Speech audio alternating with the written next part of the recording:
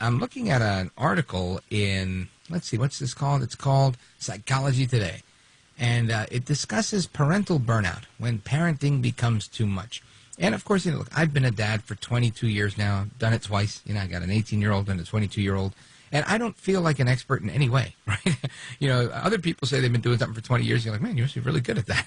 I don't think I'm an expert. I think this is probably one of the hardest jobs ever. And it's always interesting to see how these things play out, right? But that's where we are.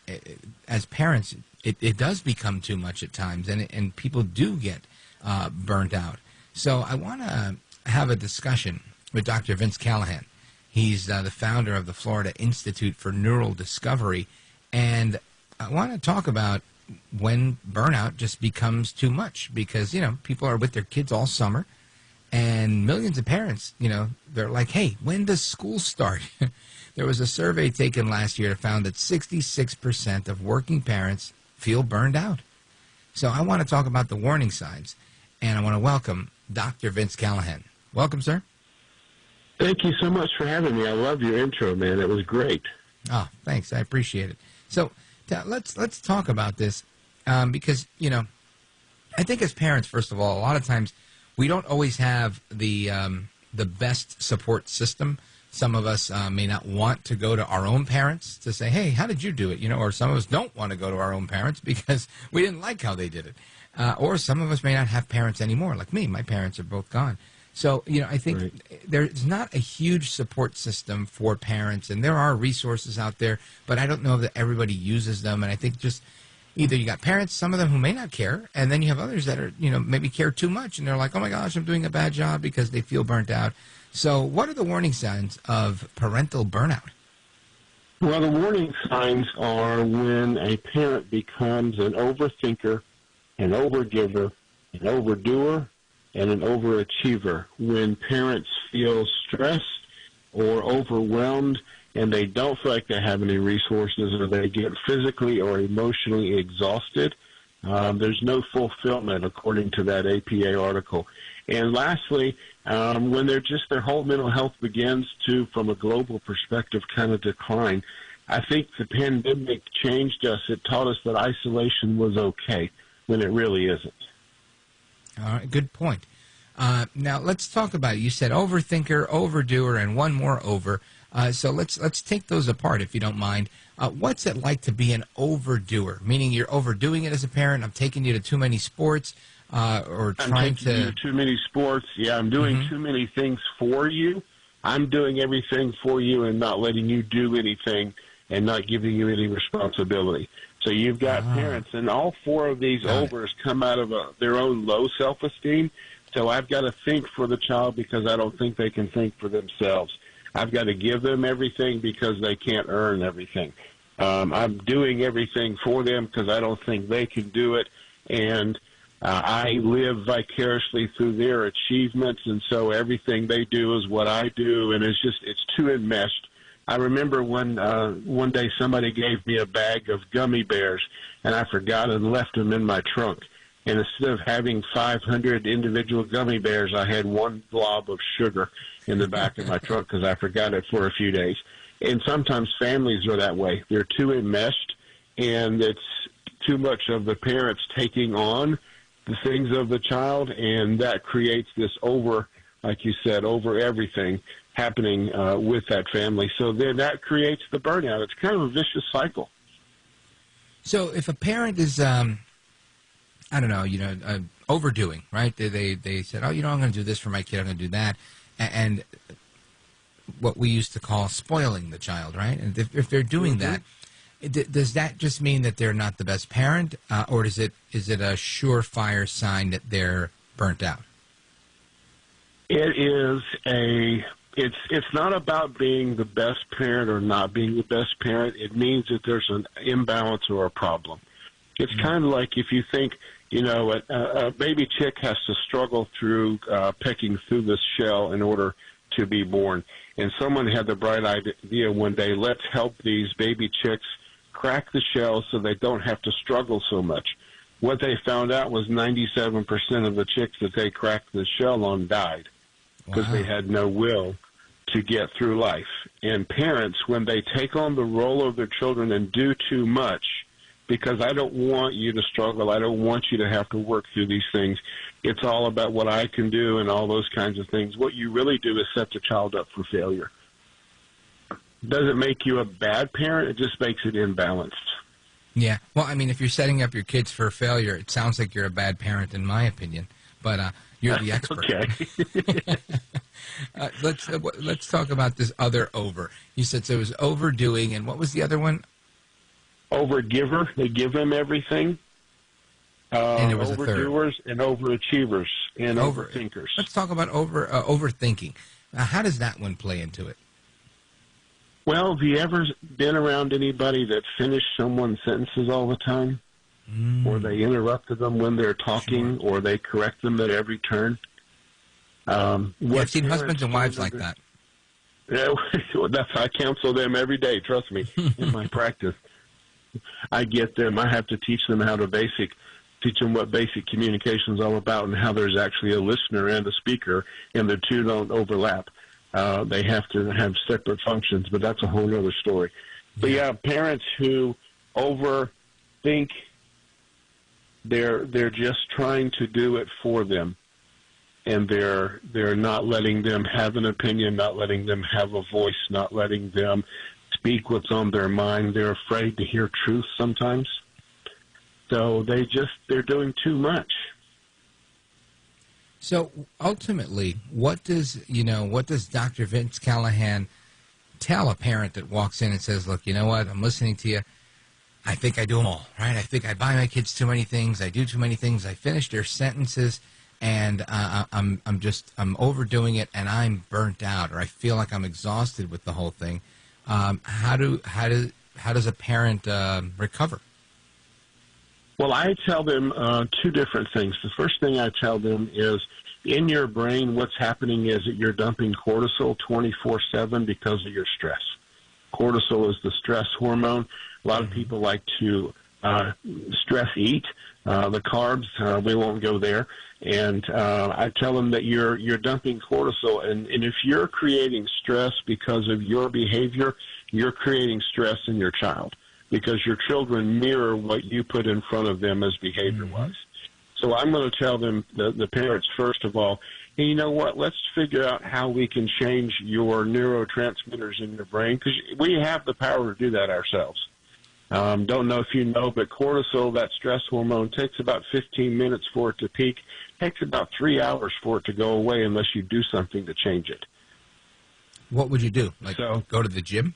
Well, no. Well, you can go to the gym. You can change it with diet and exercise. But what you can really do, really simply, if you get a hug from somebody, or you achieve something, or do something well, or have your favorite piece of chocolate, you release dopamine and you release oxytocin. When you do that, cortisol goes away immediately. So I'm going to tell you to do something in a positive manner that is affirmation or feel good or bonding or connection. And if you'll do that, you'll change that stress hormone. So that's the first thing I'm going to tell them. And the second thing I'm going to tell them is what you really need in your family is attachment. Like I said, COVID made us learn how to live alone versus living connected, because we all had to isolate. And that's kind of one of my little soapboxes. But I tell people, families especially, put down the electronics. Don't be on the phone all the time, on the tablet all the time, on the TV all the time. Attach. We've got to get back to being a family and do things together as a family and have attachment and bonding moments, so that we're not so stressed out and we're not running so hard and we're not trying to be perfect, which is really what overachieving really is just trying to be perfect when we know we're not perfect. Outstanding information thus far. Dr. Vince Callahan, founder of the Florida Institute for Neural Discovery. You know, Dr. Vince, there's an article in today's Daily Mail, and I just wanted to share this with you because I think it's so spot on with the conversation we're having. It says, moms share their biggest parenting mistakes so you can avoid them, and fellow parents say the honesty is refreshing. And this was on TikTok, but it's being reported in the Daily Mail. And I just want to give you a quick line from this, because the first thing that one of the moms said was that make sure you don't do too much for your kids. And I went on to read some of the other advice the other moms had, and it was right in line with everything you were saying. The other one was saying that, the other side of that can be true as well, that when you do so much for your kids don't know how to do anything. Like, do simple things, household tasks, simple meal prep, and things of that nature. So I think everything you're saying makes a lot of sense, and we don't realize the damage of it.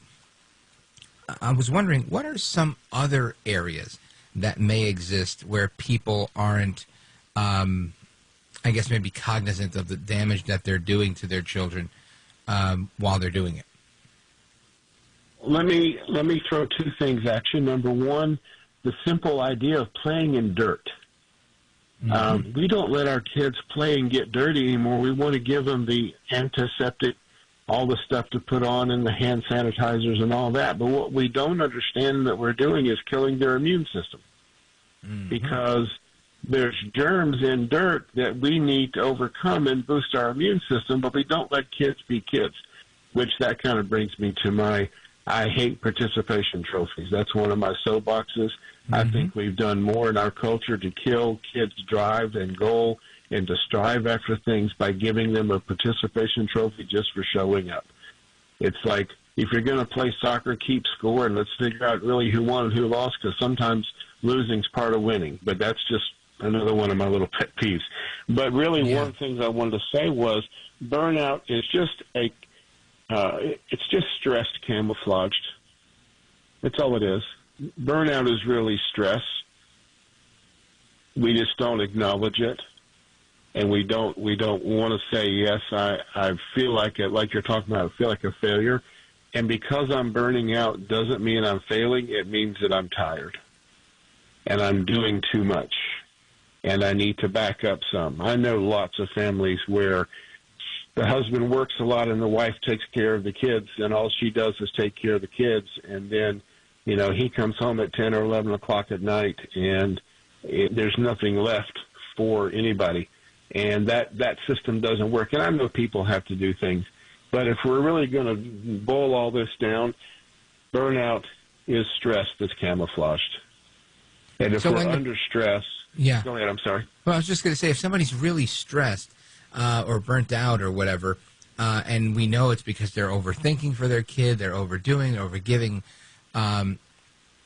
it seems to me like if somebody told me you're doing too much for your kid, I don't know that I would go, oh, okay, great, thanks, and just fix the problem right away. I think that's my speed, right? This is what I do.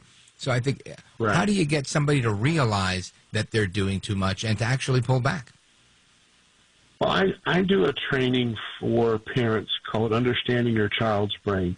I would never tell a parent that they are doing a bad job as a parent or they're not effective parents, but if I can teach them how their child's brain works, and I can teach them about stress and how children receive stress and what it does to their developing brain, I can get them to say, hey, wait a minute, I need to change something. I had a lady one time in one of my workshops, and one of the things I talk about is the bear at the door. When there's a bear at the door, we go into our fight, flight, or freeze mode.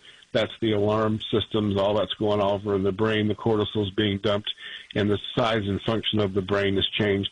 And when I finished the seminar, she came up to me and she said, from this teaching, I realized that I'm my children's bear at the door, and I need to be their mom and not their bear. Now, I never told her she was the bear. I just told her what it does to be the bear. And I think we need to be able to say that to parents. Is like, hey, you know what? Look, maybe you are doing too much, but how's that working for you? Are you okay? Are you tired? Are you exhausted? Are you being effective as a parent? Are you yelling too much? Because when parents burn out, they typically yell at their kids. They're irritable. They get their kids in trouble more than if, on small things versus the big things. They just kind of lower the hammer, so to speak. And that's all about the mental health picture of the parent, if you will. Mm-hmm. So if I'm doing too much and I'm burned out and I'm stressed, that's going to reflect in how I parent to my kids. And I'm not going to be an effective parent. It's not that I don't want to be a good parent. I'm just not going to be very effective. Excellent point. It really is. I think oftentimes varying cultures see things very differently, and they lose sight of what this effective parenting that you're talking about really is.